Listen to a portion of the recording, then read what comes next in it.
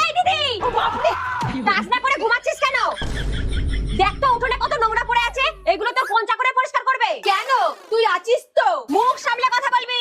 ঘুমন্ত অবস্থায় তুই এইভাবে ডাকলি কেন? যদি পড়ে গিয়ে মরে যেতাম তাহলে তো বেঁচে যেতাম, ঘর থেকে বোঝা নামতো।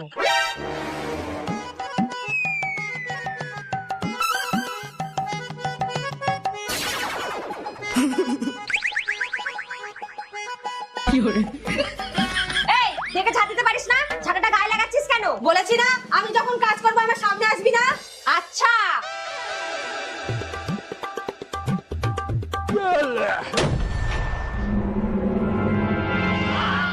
আমিও যখন কাজ করবো তখন সামনে আসবি না। দাঁড়া, আমার বর আসলে সব বলে দেবো, তখন দেখবি কেমন দেয়। আরে তুই কি বলবি?